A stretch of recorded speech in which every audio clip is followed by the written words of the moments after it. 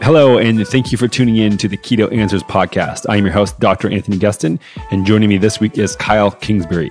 Kyle is the Director of Human Optimization at Onnit, a popular supplement company. And in this episode, we talk a lot about Kyle's background in fighting and how that has prepared him for the rest of his life, his nutrition and his tips and tricks, how he's experimented with keto, carnivore, and all of his top supplements, and a lot more. So tune in, and I hope you enjoy.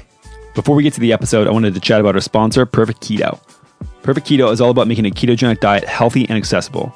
Whether you're reading all of our online guides or articles or enjoying Perfect Keto's exogenous ketones or any other keto-friendly products, everything you need to make keto work for you is at perfectketo.com. I know what you're thinking. Hey, aren't you the founder of Perfect Keto? Yep, that's right. And all of my insanely high standards have been put into making each and every product. My background as a functional medicine clinician helps me craft the cleanest and healthiest possible products and the best information about a ketogenic diet. Head on over to perfectketo.com to learn anything you need to know about the ketogenic diet. And if you've never tried any of our products before, feel free to use the code KETOPODCAST for 20% off your first order. With that being said, let's get into the show.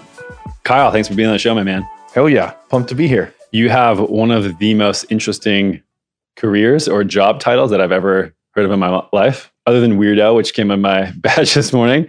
Before we get to that, though, I think you have also a super interesting story the last couple of years, like where you got where you're at. Super interesting dude. So maybe just rewind the clock, 10 years and just the path you're on right now. Where does that thread start? Yeah, let's see. 10 years ago, it's a good place to start.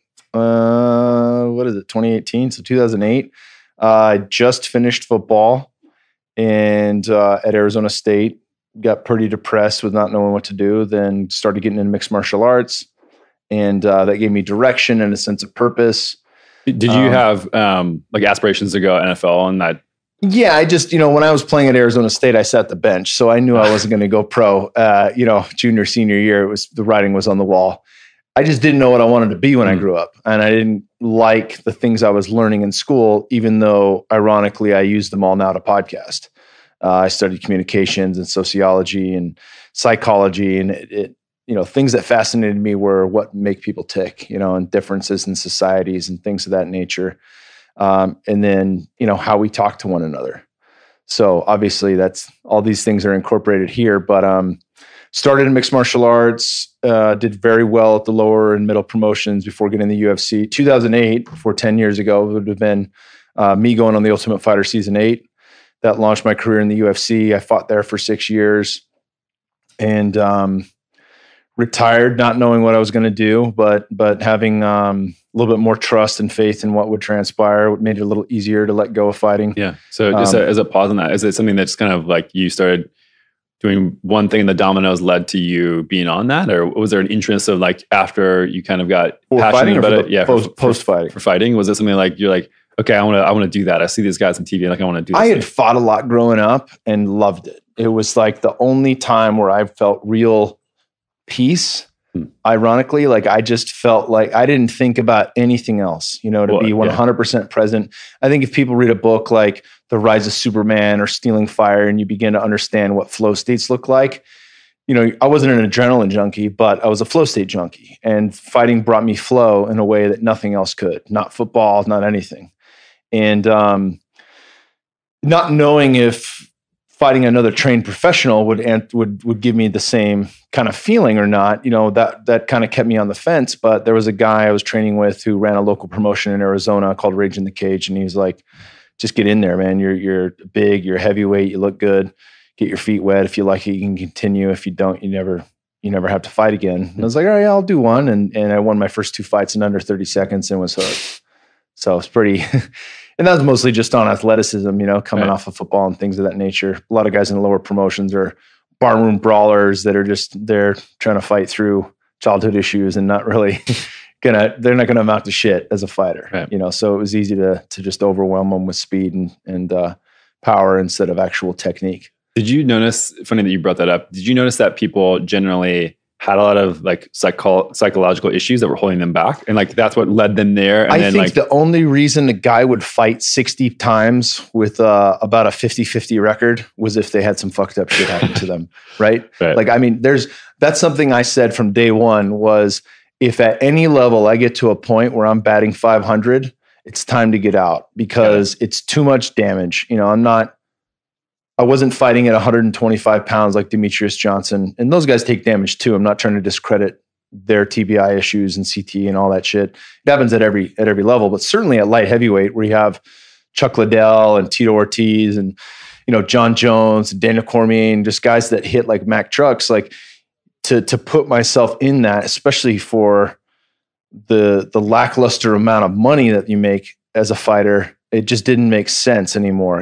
As I was winning, it was very easy to stay in there for shitty pay because I was winning, and the opportunity to move up the ladder and fight for a title, it was always the carrot in front of the horse's mouth that kept me going. But the second I started losing again, once that got to where I was 4-4 in the UFC, I just said, if I lose this one, I'm out. And then I lost that one and retired and haven't really looked back. Yeah. Did you notice that you had anything to work through while you like either prepping mentally for a fight or like during it that got all sorts of shit later on you figured out oh shit, that was like really holding me back at that point? Fighting taught me, we obviously had you on the Human Optimization Hour podcast with me just a second ago, and we were talking about, your background and what led you into health and wellness. Fighting for me taught me everything about how to treat my body and my mind. There was a reason to learn that stuff. I knew, I had to cut weight to make it down so I wouldn't be a super small heavyweight, right? So I figured out how to cut weight and how to get lean and lose fat just so I could fight at 205 at light heavyweight. And then from there, it was, how do I lower systemic inflammation? How do I recover faster? How do I work on my mobility? What are some of the hormetic stressors like ice baths and things of that nature that will help me recover more and lower inflammation and soreness? And so it really was the catalyst for me wanting to learn. Like that was it. And I've read more as a fighter than I ever did in college and prior to that. So that was the fuel for me to become a better person and a better athlete. And in that, there was a lot of carryover. So how do I stay calm in the storm in a fight? Well, that meant I had to learn breath work. I had to learn how to control my mind. I learned how to actually quiet my mind through meditation and different practices like Qigong.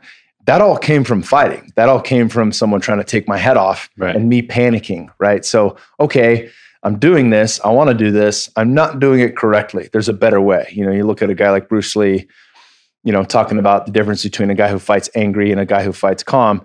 And you can see it. If you watch a fight, it doesn't take like some kind of type of special eye or special training or fansmanship to understand that. You can watch somebody who's calm, or even a fucking in a barroom fight. Somebody who's just flying off the rails is going to wind up and squeeze with every ounce. They're going to punch way slower, and they're oftentimes going to get knocked out. So things like that really gave me the tools. And did you work and that I utilize now? Did you work with a coach to identify these things, or is it just self-reflection after every fight? I was like, okay, what could I do better? And then you address those things, or how did you? So I had, let's see, for the reflective piece, I'll talk about that second. For the coaching stuff, I worked with two different sports psychologists. One worked with me primarily on visualization. The other one worked with me primarily on breath work and meditation practices like Qigong.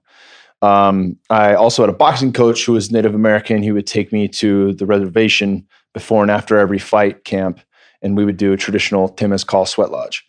And so we would do that before every fight camp to kind of zero in on what we want to accomplish during the camp and what the game plan is and strategy, clear out anything from the last fight, and then go forward.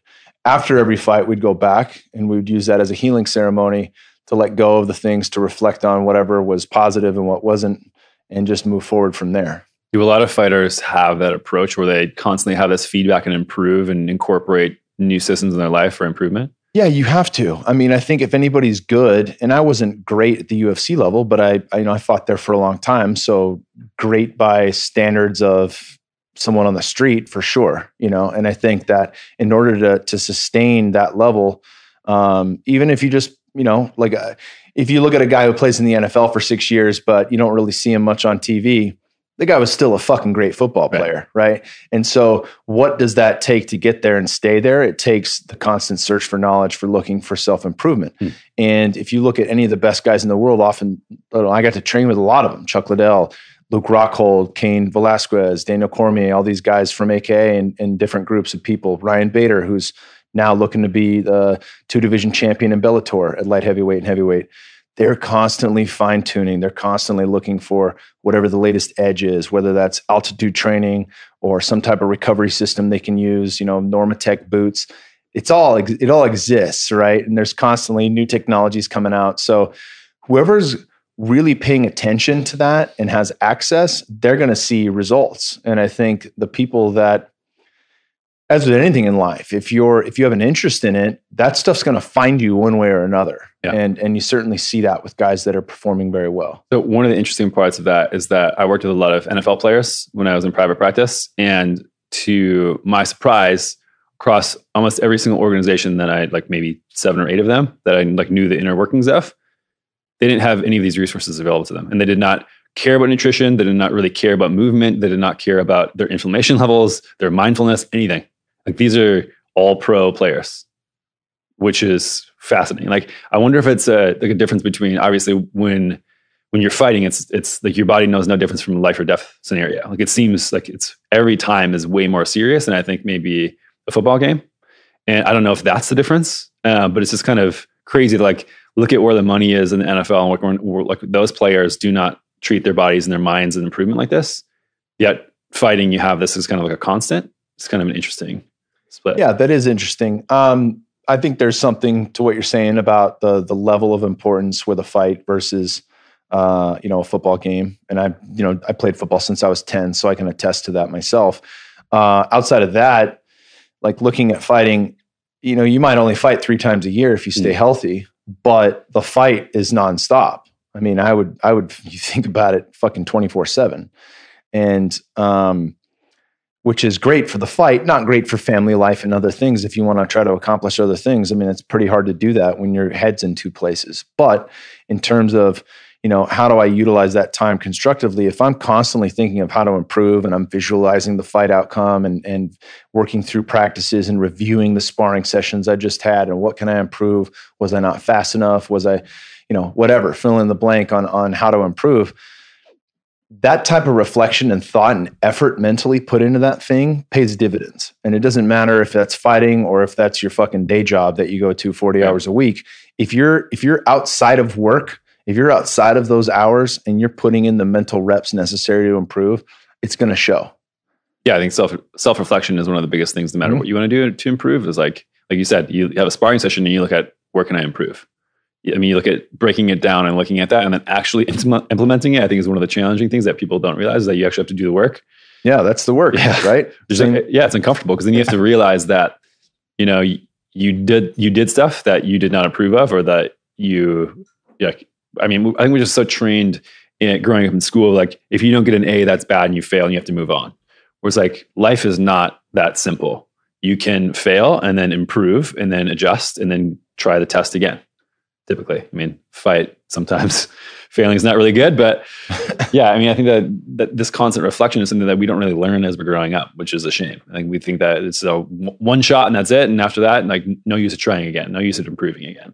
Yeah. And I mean, going back to football, like you show up and you're told what to do. You're told how to stretch, for how long. You count it out. 1, 2, 3. The captains are counting at the front. You go through the warm-up, you go through the practice, you go through the game, you go through film review, and your coach is the one that's telling you where and when you fuck up, where and when you do right. So there's always the external coming in, telling you what you're doing good and what you're doing wrong.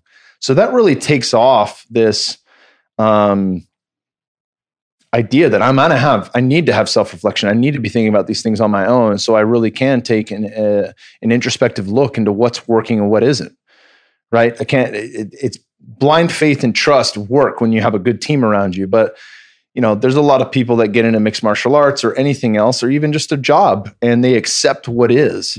They don't have the balls to really pull back the curtain and say, like, is this for me? Is this something that benefits me? Is this something I should do long-term, or is this only going to get me by for the time being? And it's fine either way, as long as you know it. If you're not looking at that and understanding, like Paul Chek, I don't know if you're familiar with his work, but he calls this the prostitute archetype. It's fine to be a prostitute if you're doing that thing, you're prostituting yourself just to build up enough money or enough whatever so that you can actually do the thing you want later.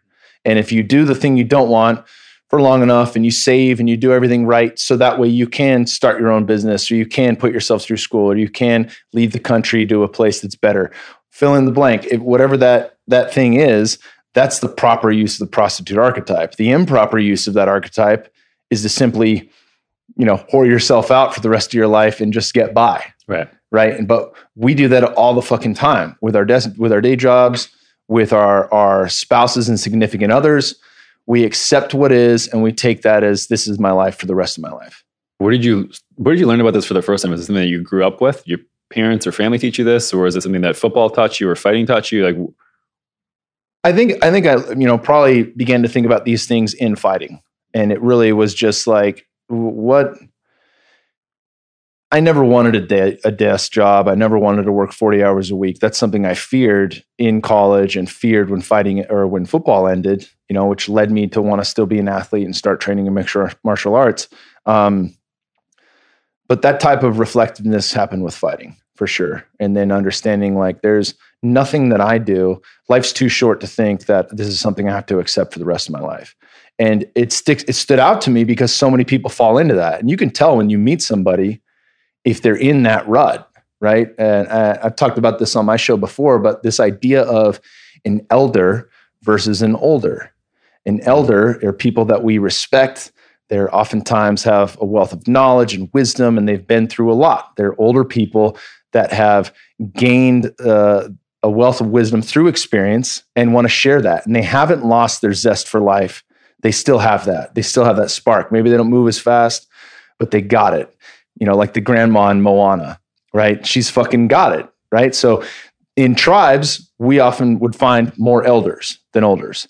In the West, we find a lot of olders. There's a lot of grumpy old pieces of shit that don't have respect because they're very confined. They want to stick to their ways. They don't want to change. They don't want to go with the flow. They have everything regimented and they're very resistant to anything new. Right? They've, in a way, lost their zest for life. They've lost their zest for the new. And, the only constant in life is change, right? So the more in line we are with that, the easier shit gets. The more resistant we are to change and resistant to new things happening, the harder life gets because it's all perspective. Right. So talking about change, you retired, and then what was the next step? The next step was just to continue learning. I didn't know, thankfully, the coach that was bringing me out for sweat lodges also introduced me to plant medicines in a very sacred practice of intention setting, reflection. And those became a great tool for me to be able to understand, like, this isn't the final piece. I knew I wasn't going to fight the rest of my life. And I don't know, oftentimes when you do a deep ceremony or you start something new, you don't know what the outcome is. You don't know what's going to happen. You don't know what's going to come up for you. Training that muscle to let go of the need to know is incredibly important. And by doing that, it allowed me to say, okay, I don't have to know what I'm going to do next. I just know that fighting's over and I can continue to learn and be passionate about the things that I'm passionate about. And I'll find something in that space. And that's exactly what happened. I went on Joe Rogan's a few years ago. He recommended I started the podcast, ended up meeting Aubrey at Paleo Effects. Two Paleo FXs ago, and we shared the same flight back to Vegas and just traded war stories on plant medicines, diet, health and wellness, nutrition, fasting, training, fill in the blank. And he's like, I want to fucking hire you, and here I am today and on it. It's been about 15 months. It's been a very quick ride to get to where I am, but we're doing great. The podcast is doing great. I'm continuing to learn. I get paid to learn now. On it pays for my guests to come into town. They pay for me to travel. They pay for me to acquire new knowledge. All my books are covered. In a lot of ways I lucked out, but in a lot of ways I manifested that myself as well. Yeah. I think you've carried that kind of self-reflection, testing, things like that into what you're doing now, other than the podcast and everything, which is amazing. But like, what are some other things you do here at On It? Well, I'm unofficially the office guinea pig. So we're trying shit out constantly. We got a new YouTube series coming out where it is literally called Human Guinea Pig. And I tried different things, tried carnivore. Didn't last that long. Based on your recommendation, I wanted to try it. And, full blood panels, DEXA scans, like let's really take a look at what this is doing. So it's not just, subjective where I'm going to tell you how I feel and shit like that. That'll be included too. But that's just one aspect of a number of things that I'll be trying and doing that are really cool, but things that I think move the bar, So like, sure, carnivore is controversial, but I do well on keto. So I probably do well on carnivore. Let's see, right? Let's find out and see. Work in product development here on different supplements, food products, things of that nature. And that's been really fun because I've been into supplements since I was a kid. I remember at 16 taking creatine 6000 ES by Muscle Tech, and you're like, holy shit, this works. I think a lot of people remember the first time they took creatine, and you're like, okay, there are some supplements that work. There's some that are bullshit, but there's some that work. And it's easy for me to tickle the creativity bone because I have my hand in so many cookie jars, along with the podcast, which, as you know, podcasting is fucking awesome. You get to meet really inspiring, intelligent people and learn from them, and then share that message with the world. So what are some of the biggest things that you've learned from the human guinea pig since you've been here? Like compounds or anything? Playing with shit has been fun. I've been playing with NAD treatments as a biohack. So injectable IV NAD has been it's been remarkable. You've been using NAD or NR, nicotinamide riboside? No, I mean actual NAD plus injections in the veins. NR is good for boosting it with polyphenols. Like there's products like Elysium and things like that. Right. They show better results with older populations, but I think for people who are young and in shape and healthy, fasting, sauna, things like that will boost NAD better than most supplements will. Yeah. But actual injections have been fucking incredible. Like it doesn't feel good. Yeah. But afterwards, the mental clarity and energy that I have, and I did it 8 days in a row to start the front load, and I was putting myself through the ringer. Like I'd be in the sauna every day for nearly an hour, working out as hard as I can, doing altitude training, hitting the ice baths twice a day, and I could not run myself down. Plus, having a 3-year-old, not sleeping, and never got sick, never got run down, never overtrained. I could not overtrain. So like there is some serious medicine with the NAD treatments, and that's been cool because it's something that's covered here for me to try and report back on. Yeah, it's one of these things that I think that is a lot of new information. I think that products that we take supplementally, I have not seen any science to actually prove the mechanism.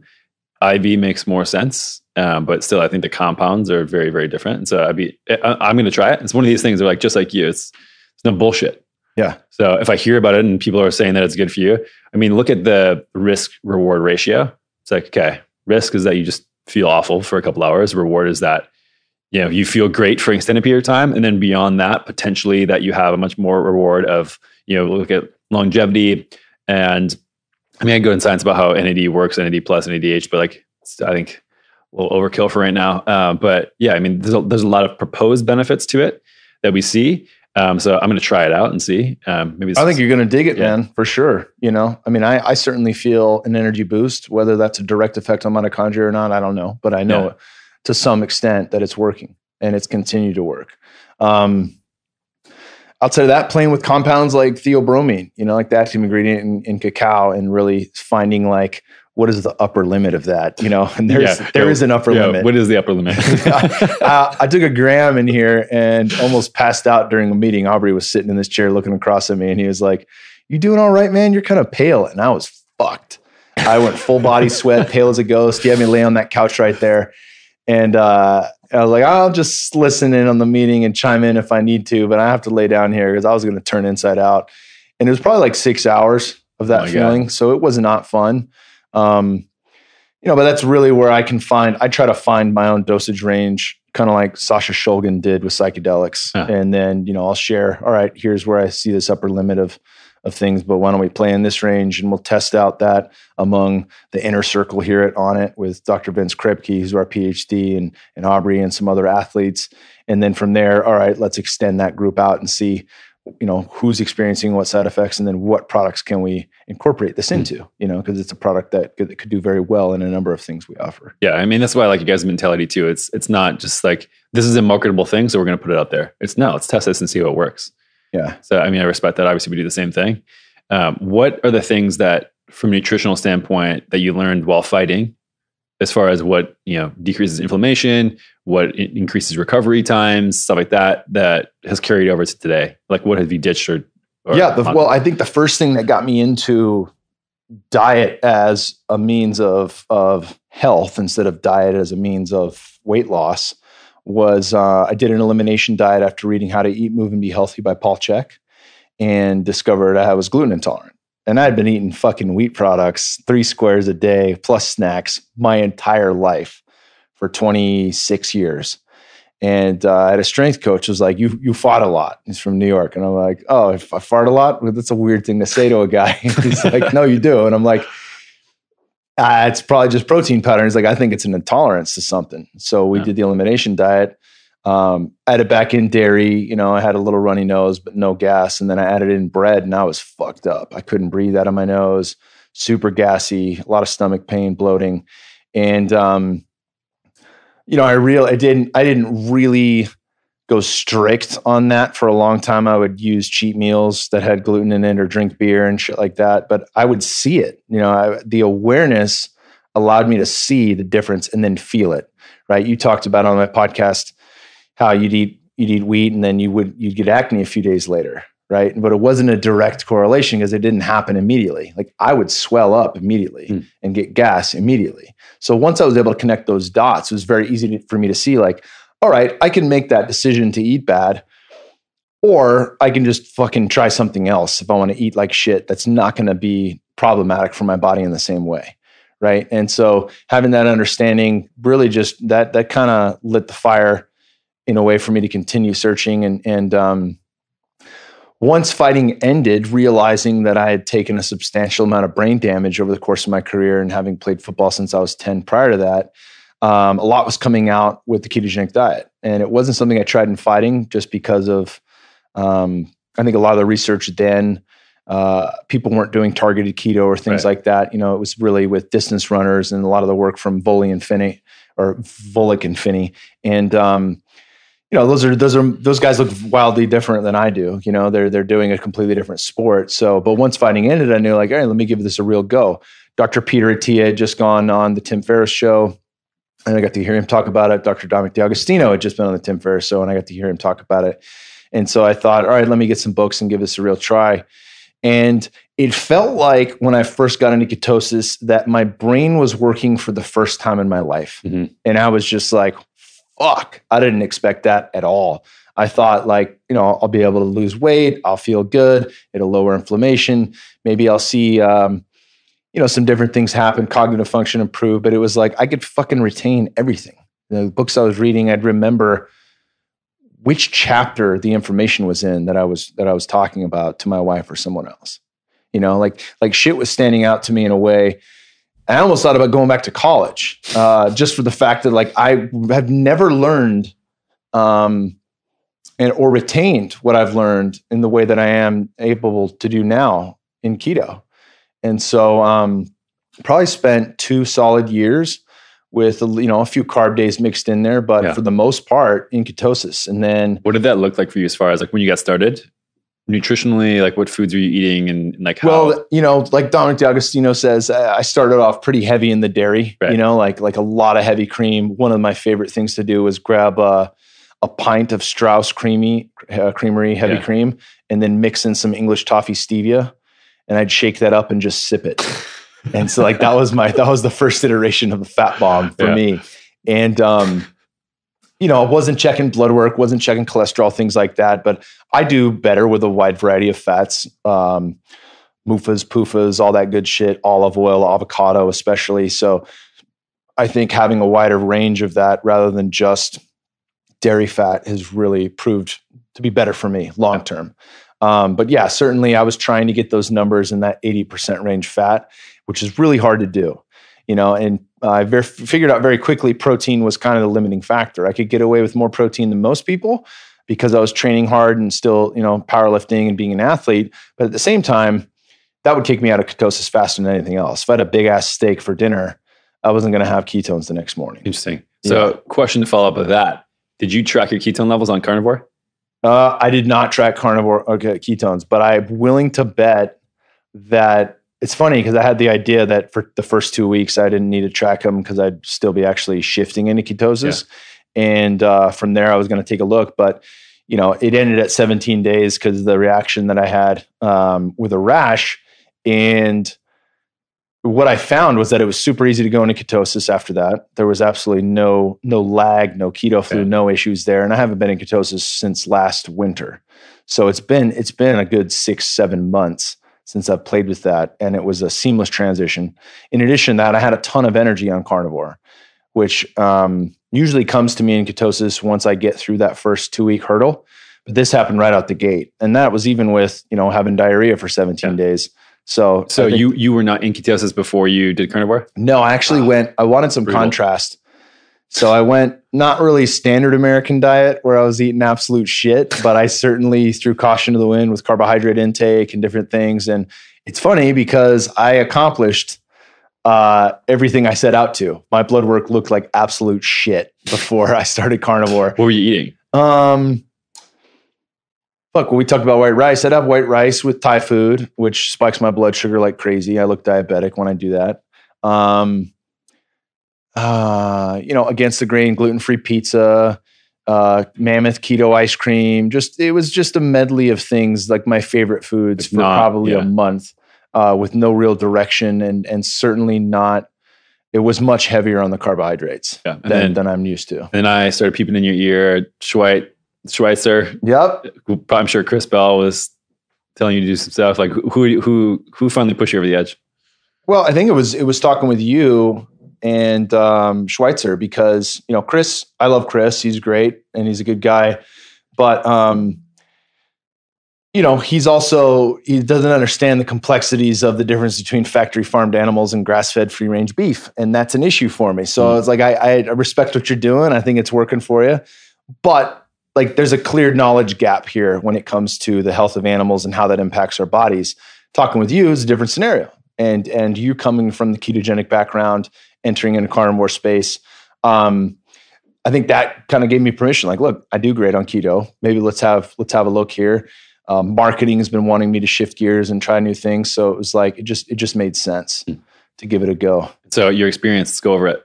17 days is all you made it. 17 days is all I made it. I don't know if I'd run that back in the future. What I will do, because I figured it could be something cool. Like maybe I do about 6 months of the year. I'll do carbohydrate backloading in the summer months and warmer months. 6 months of the year, I typically do keto. So I figured it would be nice to have that first, at least a month, 30-day period of carnivore to kick me off into that as just a means of like an extended fast. Okay. And we talked about this on my podcast, but when Rogan had on Chris Kresser and Joel Kahn, the vegan, I thought Chris's analysis was one of the best that I've heard on carnivore, in that it is a form of fasting. And you are fasting from a number of things that can cause the gut issues. And then you can go ahead and return to eating things that would create short chain fatty acids and everything that most scientists would say is healthy. Yeah. It's like a microbiome reset plus kind of like a protein sparing modified fast, but you don't have to be hungry. You can do it for an extended period of time. And this is one of the reasons why I think people have so many benefits from it. I think a few different reasons, like we talked about before we started recording today too, like your hunger levels normalized to a point that I've never experienced in my life.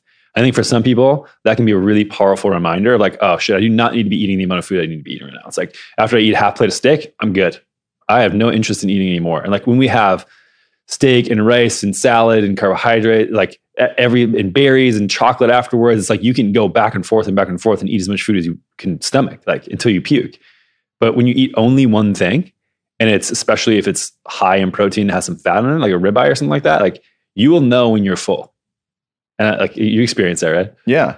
I think Rob Wolf was talking about that in his book, Wired to Eat, about food competitors. Yeah, the food competitors and Man versus Food, when he had to eat like 5 gallons of ice cream.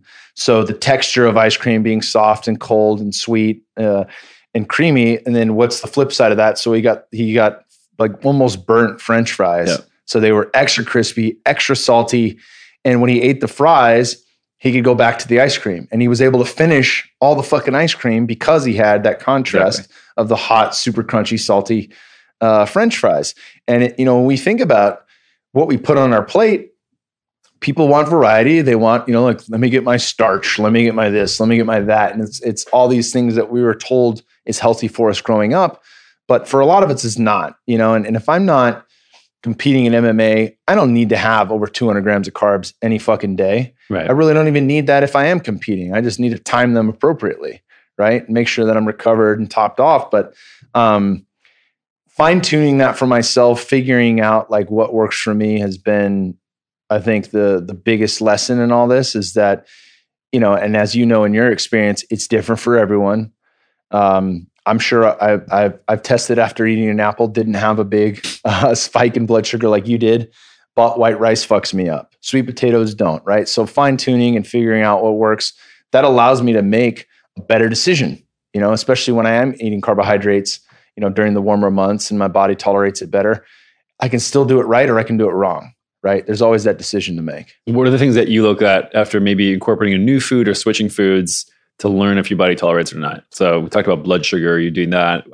You talked about before you eat, you know, wheat, gluten, grains, like you puff up a little bit. What are the other things that are kind of key indicators for you that that's not something you tolerate? If I'm mindful, I will be able to tell. And I think there's some apps that'll do this for you. But heart rate variability changes. And it's not like I can tell if I'm beating consistently or inconsistently and I have better heart rate variability.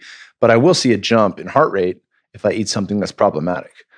So like, if I like go at that moment or like within an hour. Okay. So if I go for a post dinner walk, which we do every single night, and I get home and I sit down and start to relax, if I feel uneasiness or anxiety, that's a fucking sure fit that I ate something that wasn't good for me. Then that's a very easy way to tell. That also sounds woo woo, but trust me when I say like science supports this. If your heart rate jumps 10 beats or more because of the food you ate, there's a clear indicator that something's problematic for your body and it's under more stress. So it's got to work harder to get rid of that. Are you using just Oura Ring or anything like that? I have the Oura Ring, but I mean, we would do like now I can feel it, right? Okay. So that's what I'm talking about. Just a raise of your heart rate. There was an app that I used where you'd put your finger over your camera on your phone and it would read your heart rate there. And they would ask you to specifically do it at certain times post food, and you could tell, you know. So I think that kind of gave me.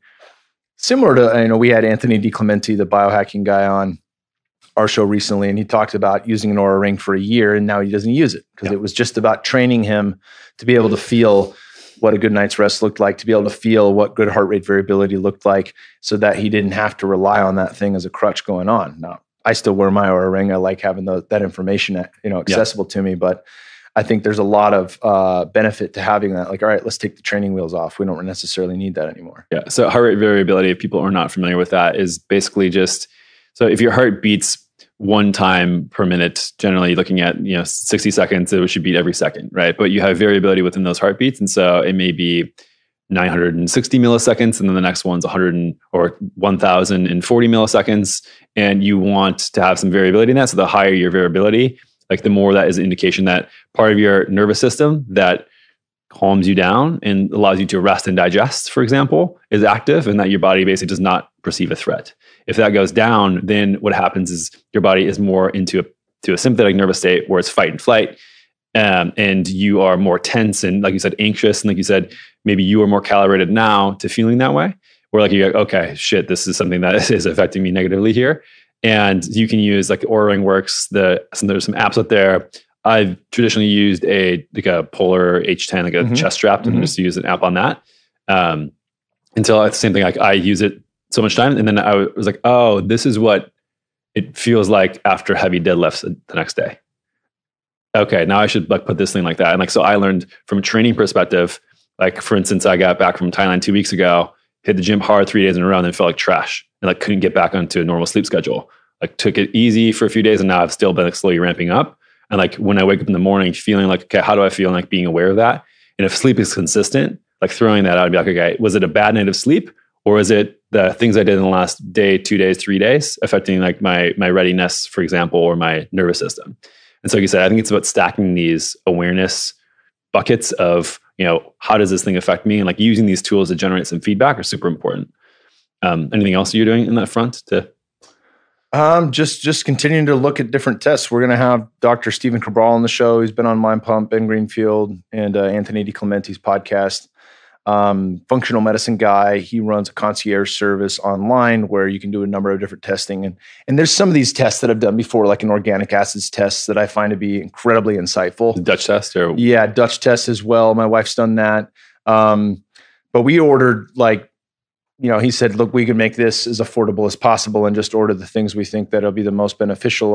And I was like, no, Onnit's covering this. Let's run the gamut. That's just more information we can talk about. So hair tissue mineral analysis, metals, from where? Name it, all from Cabral. No, so like where? Hair sample. Oh, I don't know. Yeah, exactly. I'm bald. So like I got some chest hair, armpit hair. I don't know if that still works. I'll have to talk to him about it. But yeah, I want to take the deeper dive into my own health and wellness and report back on that. I think it's good to be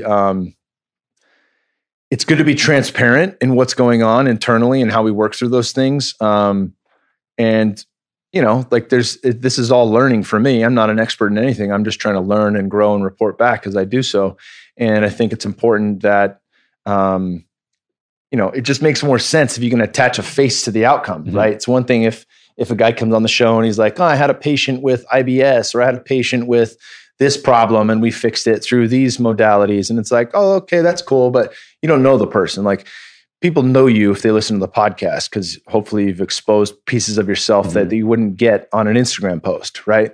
And the same thing goes for me. People listen to Human Optimization Hour and they've come to understand a bit of how I think, a bit of what makes me work and in the processes that go on.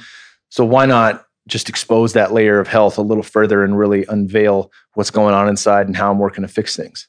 Yeah. So you said before that you've experienced some brain damage doing football and doing fighting. Is that something that's just, you assume that is the case, or have you quantified that at all? I haven't quantified through like MRI or fMRI or CAT scans or anything like that. I mean, I've had CAT scans that showed like, all right, you've healed from the concussion, you can fight again, things of that nature. But I haven't seen like, it's not like I did a pre-fight CAT scan and then mapped that to the post-fight career CAT scan. What I have found is that,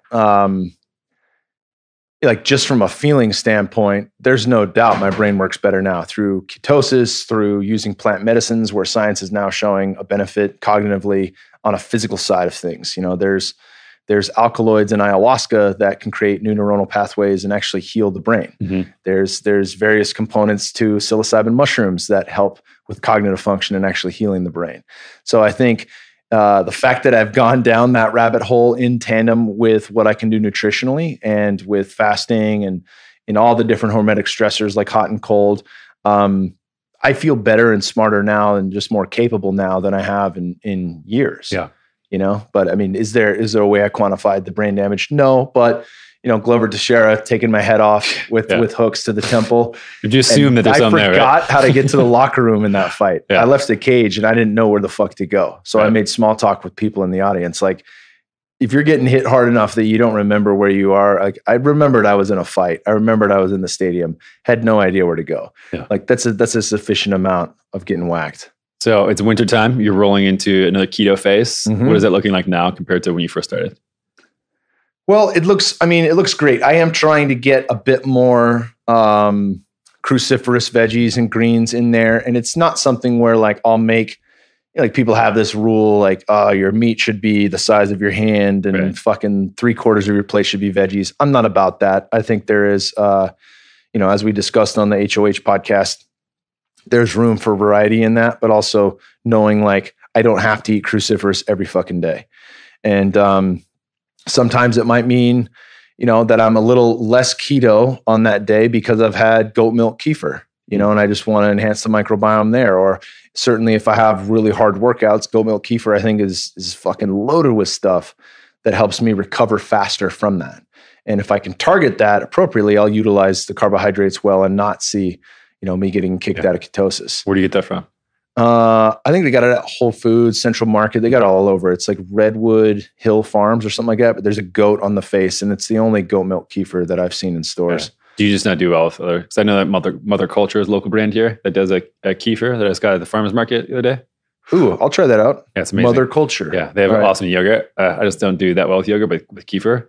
Yeah, kefir. I do infinitely better with kefir than any other form of dairy. But yeah, just different things like that, ways to incorporate foods that I enjoy that, I'll have flexibility on Thanksgiving and Christmas just for the sake of flexibility's purposes. I'm not going to be 0 carbs or under 50 grams a day for 6 months straight. there will be opportunities to eat carbohydrates on certain days when I'm in LA or when I'm on a holiday or something like that. But 95% of it will be keto. Yeah, and I think from there, I'll get, the bulk of my results without having to stress or worry about missing out on sweet potatoes on the holidays and shit like that. And that's kind of my philosophy around holiday time too, is like, if I'm going to be eating something that's not keto, or if I like generally want to be in keto and that comes up, I just make sure it's real food. If it fits that filter, like I don't really care about it. Yeah, I'm not going to eat like fucking weird little apple pie turnovers and stuff like that. You know what I mean? Yeah. It's going to be something where I keep it in a window. Like, is it sweet potatoes? Is it this? Like, then squash and stuff like that. And as long as it's real food, I don't like. Yeah, if I hit a hard workout that day, or really deplete glycogen levels, odds are I'm not going to get a ton of inflammation from it. I'm not going to get fat from it. I'm just going to, I might negate ketone production for a small period, but it's not going to take me 4 days to get back in. I'll jump back in quickly. Yeah. And so I think, having those ideas around when I eat carbohydrates and being mindful of how I train and how I operate outside of that, I think that makes a big difference. Yeah. I think the flexibility of it too. Like, I don't think humans are programmed to be consistent nutrition consumers. Like, we've had a lot of variability in our past. And so I think that we've been very opportunistic. And I think that being able to eat carbohydrates makes a lot of sense. And I think that people, when they get into the ketogenic diet, think that it's an all or nothing thing, and that they feel really, really guilty if they get out of ketosis, like they failed. And that's not the human reality. I think we need to open up that viewpoint a little bit wider. And like, yes, it's helpful if like the first time you're ever in ketosis, you spend 4, 6, 8 weeks doing it, because you actually have receptors that need to upregulate and turn over so you can actually use ketones as fuel. After that time though, like if you get like truly keto or fat adapted, it's a different story. And then now you can start using some of this metabolic flexibility, like you said, timing carbohydrates and really fine tuning it for yourself. I mean, I've been doing this stuff for a very long period of time. You have too. Like, I don't think that either of us feel like we're at a set point where we're like, okay, figured it out for the rest of my life. Like, I think it's going to be an infinite tweaking and learning. Yep. Until I'm dead, which hopefully will be a long time from now. Yeah, long time. Yeah. But yeah, man, appreciate the chat. So obviously you're here on it. Why don't you tell people where they can find you otherwise? Well, check me out, Human Optimization Hour podcast, and anywhere podcasts are found, at Kingsbu, KINGSBU on Instagram and Twitter. Speedo pics. You won't find me on Facebook much, but of course onnit.com, and then anything at Onnit with Facebook, Twitter, Instagram. I'm usually posting stuff there. We got clips, so you'll find yourself in clip form on the social media channels that Onnit, promoting the podcast when it comes out. So lots of good stuff there. And of course our blogs and things of that nature that we're working on, YouTube channel for Onnit, all good shit there. Awesome, man. Appreciate you. Awesome, brother. Thank you. All right, everyone. Thanks for listening to another episode of the Keto Answers podcast. I hope you enjoyed it, but even if you didn't, I would love a review. Just go over to iTunes, wherever you listen to your podcasts, and pop in a review so we can get found by more people, get better guests, and have the information that you need. So please go to iTunes, wherever you listen to your podcast, and leave us a review. And if you're new to keto, head on over to perfectketo.com/podcast and enter your email for all our top tips and guides on getting started with the ketogenic diet. Thanks, and we'll see you next time.